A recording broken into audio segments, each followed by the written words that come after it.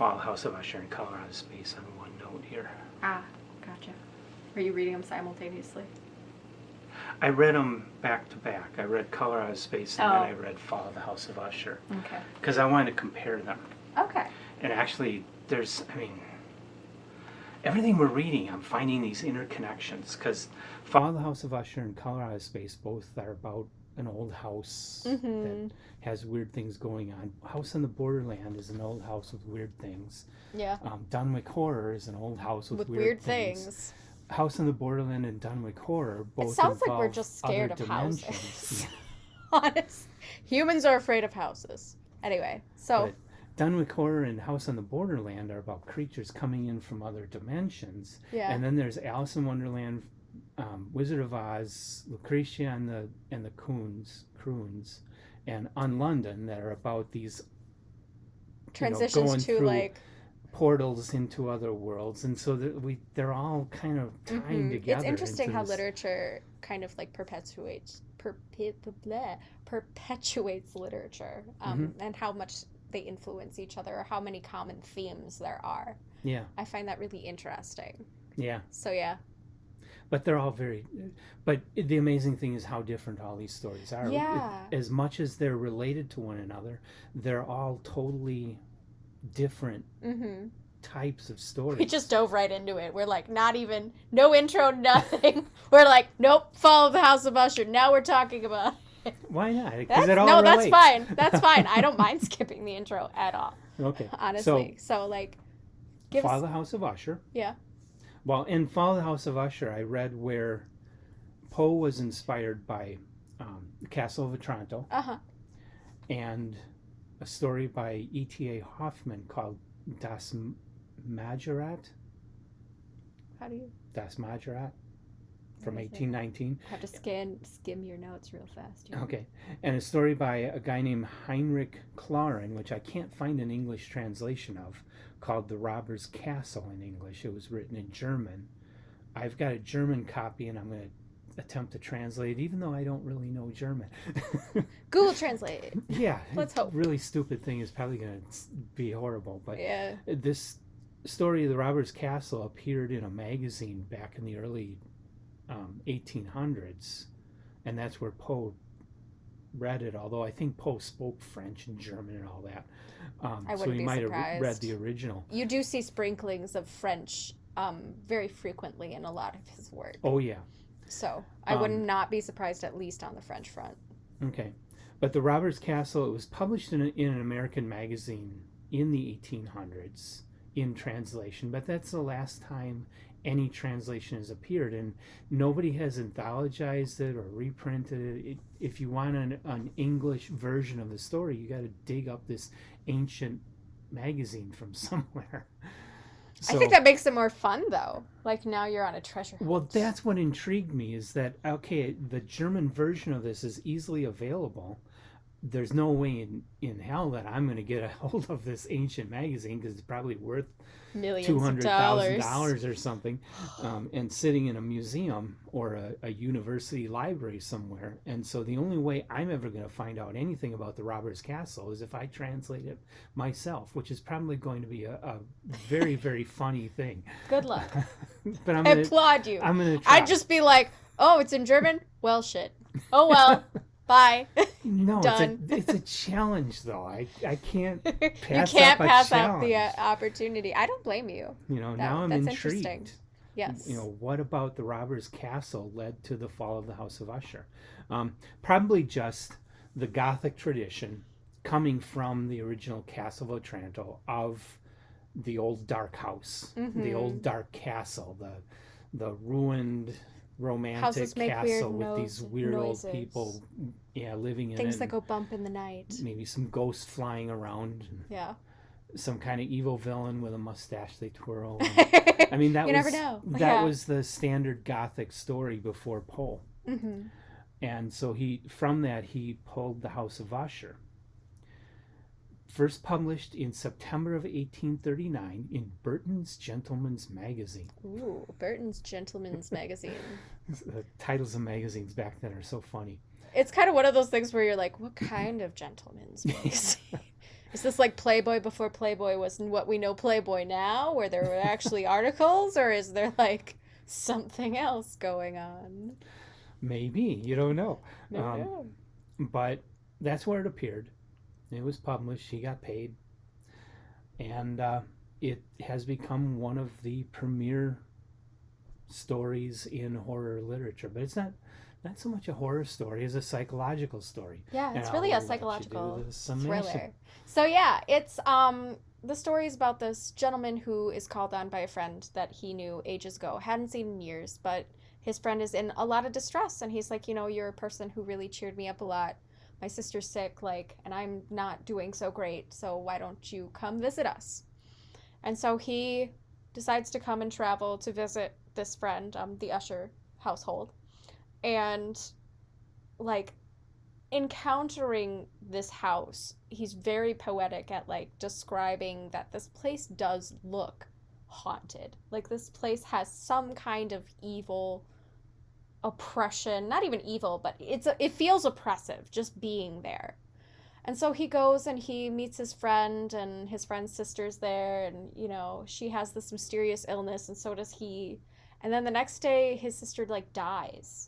And there's not a lot of details as to why she's ill or what her illness symptoms are, much less his, other than his nerves and anxieties all over the place.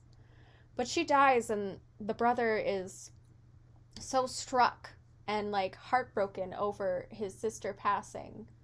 But he's also kind of like, I just don't feel like she's dead, kind of thing.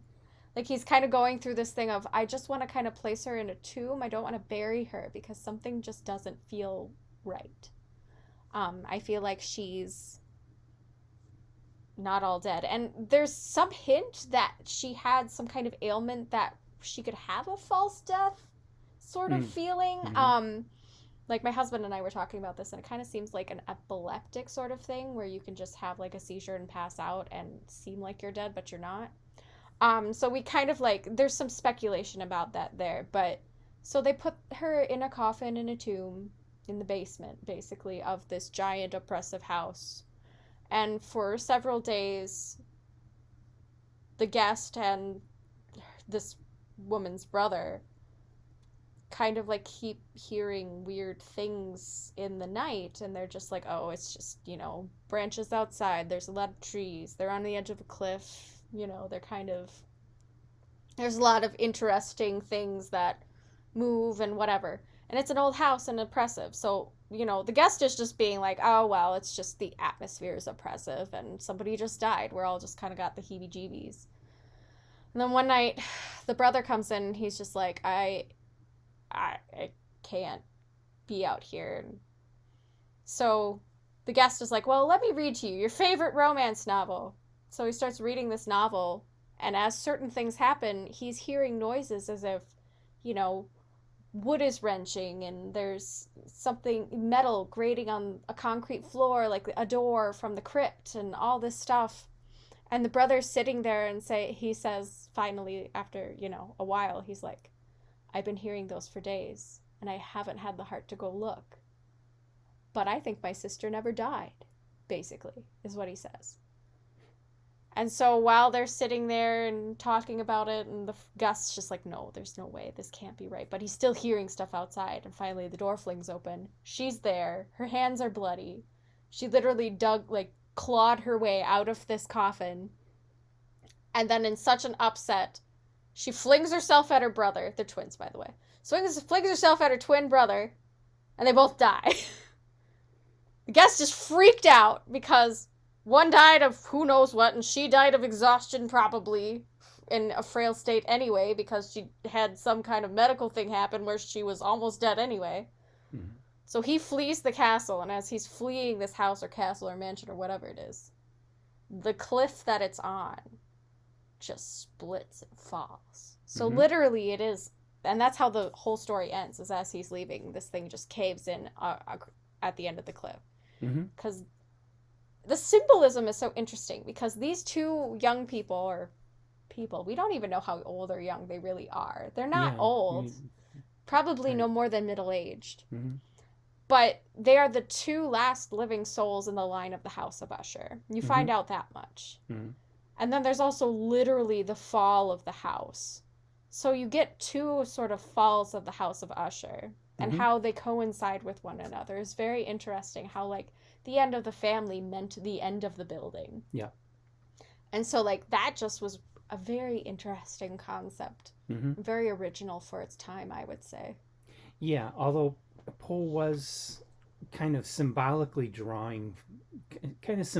describing a thing that existed back then of families that were kind of obsessed with continuing their lineage And the to the point, estates. yeah, and the estate Keeping the family estate was a big deal. to the point where a lot of them were inbreeding. Mm-hmm. And that's kind of hinted at in Fall of the House of Ushers. The Ushers are severely inbred. Which is why And these two are so frail and sick. yeah, and so over the generations, the Usher family has become more and more, um, what's the word, distorted Yeah, inept. by this, to where they're Mm-hmm. not um, able to keep going, and their whole lineage comes to an end. Yeah. And then the symbolism that the house and the land and everything dies with them, Mm-hmm. and is decaying with them. Uh, Very interesting concept, kind of a surreal concept, Mm-hmm. but a brilliant way of using the place and the land to mirror the physical and psychological states of the people that live there, and tie them together as one, which I thought was fascinating. Yeah, I think that's really interesting too because you don't, prior to Poe, you really don't hear a lot about anything outside of like haunted houses. Like you Mm-hmm. still hear of hauntings and things like that, but it's interesting to, the concept is more interesting to me at least because it's haunted by the living. It's not haunted by the dead. Right. At least maybe the oppressive atmosphere is the haunting of the dead, but it's more about the haunting of these living people, these living souls who are the last of their lineage. They're deteriorating. They're dealing with, the end of their line, and they're dealing with the regret of that, which is really interesting. It's Mm-hmm. actually probably more a part of their ailment than anything is the regret that they haven't married and continued the lineage already by this point, Yeah. even though they're of age. So it's just Mm-hmm. really, really interesting. There's also some, I don't know if anybody else got this, but I felt like there was potential because of how close the brother and sister are, that there was some incest even between them, Yeah. hinted at, Mm-hmm. which, you can leave that a little to interpretation, I think, but I felt like it hinted at it a little, just enough where I felt like, yeah, these Yeah. it's twinception. Yeah, he doesn't come right out and say it, but that was probably just the taboos of Yeah, 1839, just being that too you polite to say couldn't anything. be too descriptive about that sort of thing. Mm-hmm. And so you had to kind of beat around the bush. Yeah. But people still got it. And so,